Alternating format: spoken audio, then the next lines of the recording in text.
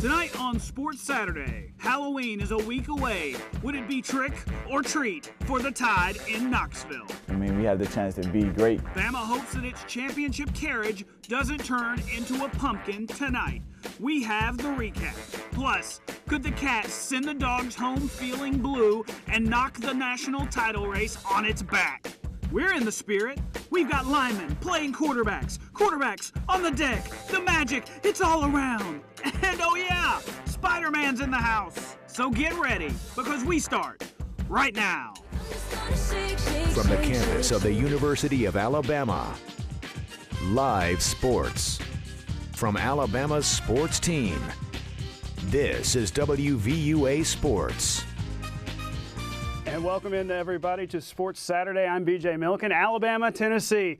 You just saw it, a big win for the Crimson Tide, 8 in a row over the Vols. Here's Coach Saban right after the game.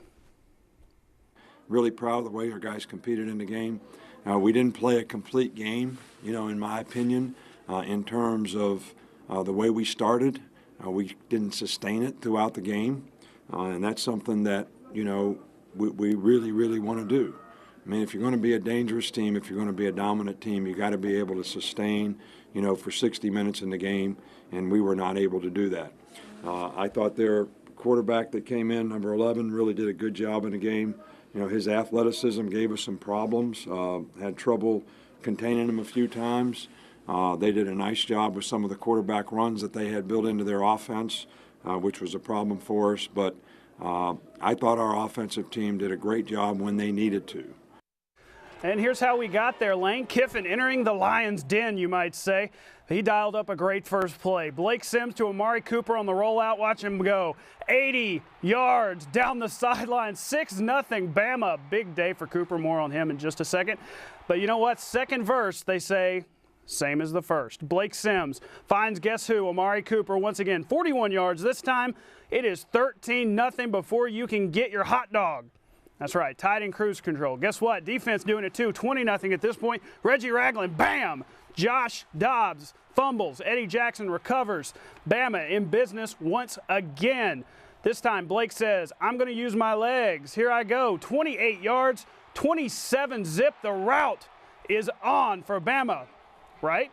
Whoa, hold on. Josh Dobbs gives the Vols some life right before halftime. Find Josh Malone for the 9-yard score. 27-10 at the half. UT takes the momentum into the second half. More Vols in the third. Here comes Dobbs finding Von Pearson for the 9-yard score. Bama is in a dogfight with Smokey. 17 unanswered points. Here comes Blake, though. He answers with a heck of a drive. 4 third-down conversions, including this one. Watch him stretch. Boom! Kiffin fired up. He says first down. 328 yards of total offense for Blake. Later to cap the drive. Here's big Derrick Henry sealing it up. 28 yards, touchdown, 13 plays, 76 yards on the drive. Alabama survives 34-20, 8 in a row over the Vols. Here's some of the numbers. A nice day for Sims. And check out Cooper, still having a heck of a year. He breaks Julio Jones' single-game record for receiving yards.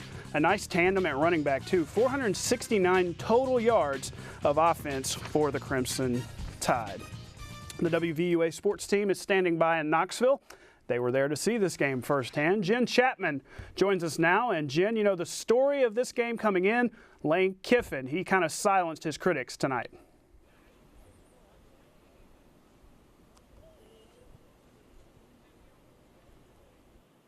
Thanks, BJ. Coming into today's game, Lane Kiffin was all the talk. It's been the political ads here in Tennessee. And then when we were out during CTKO this morning, we saw an airplane that was flying by with an advertisement that said, "Go Vols, beat Kiffin." Not beat Alabama, beat Kiffin. But Kiffin was the one who was able to respond today. First play of the game, an 80-yard pass that turned into a touchdown from Amari Cooper. And how about Amari Cooper? Today he had a single-game record, 224 yards, beating Julio Jones' record that was set in 2010 against Tennessee. This guy has got to be a Heisman Trophy finalist, potentially, especially after a game like today. And really, they set the tone early. Amari Cooper with the first 2 touchdowns. And who set that up? Lane Kiffin. And BJ, on one other note, we just heard from Amari Cooper, and he said one of the great things about working with Blake Sims is that he's able to go back and tell him what he can see on the field, and Blake can adjust things for Amari. And that's pretty neat, pretty cool thing to hear about. Thanks a lot, Jen. We're going to check back with you in just a second. More to come on Sports Saturday. We're just getting rolling.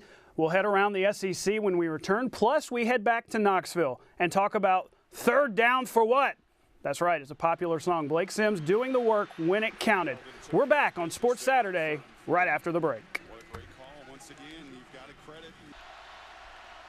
We're back with our play of the day. North Carolina backup Mitch Trubinsky comes in for one play because the starter lost his helmet on the previous play. No big deal.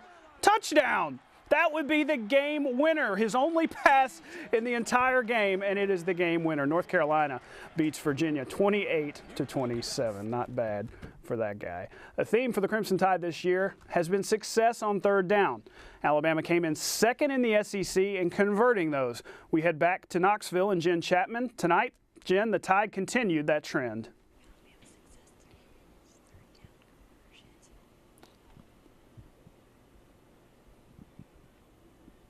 Another part of Alabama's success today was third down conversions. They went 11 for 15, including later in the game after the Volunteers had started to gain some momentum. It was Alabama that gained it back by converting third down after third down. Little John's third down for what? Really, it's turned down for what? But they changed it to third down for what? Was playing constantly, but it was Alabama that was taking the crowd out of the game by converting those third downs. And the players already said that's something they believe they can do, and that is why they were so successful on that side of the ball.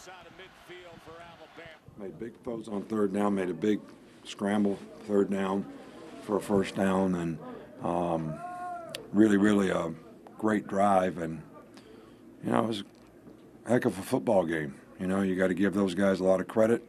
We knew this would be a tough game for us. It's a tough place to play. We had an opportunity probably early in the game to, put the game away, and we didn't do it. And you got to give them a lot of credit for, the resilience that they showed in coming back in the game.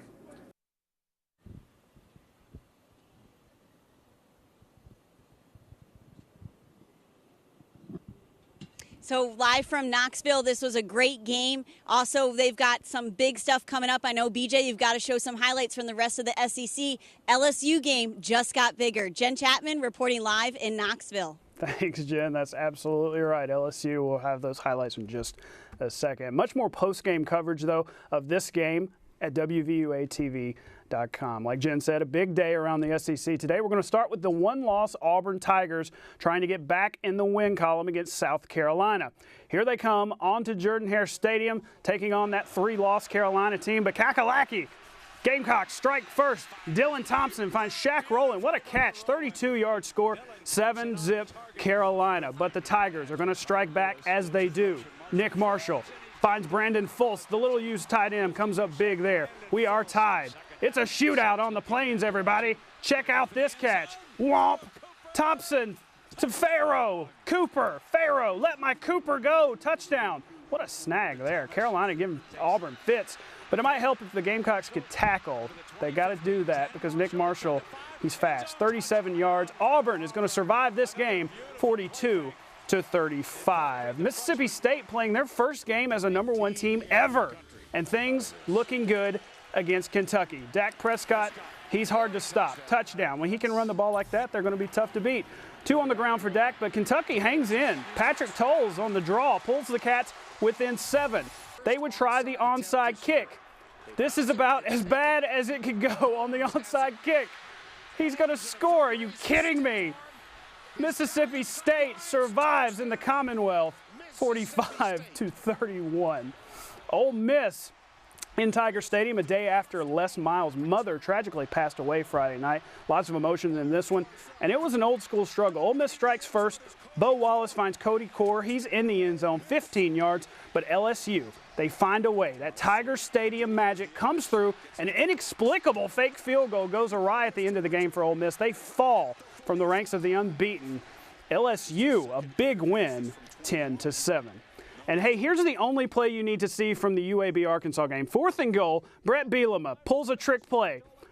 Who is that throwing the football? A 350-pound mountain throws a touchdown pass, maybe the first offensive guard to long snapper touchdown in college football history. Sebastian Tritola finds Alan Diapolino. Arkansas blasts UAB 45-17. I nailed those names.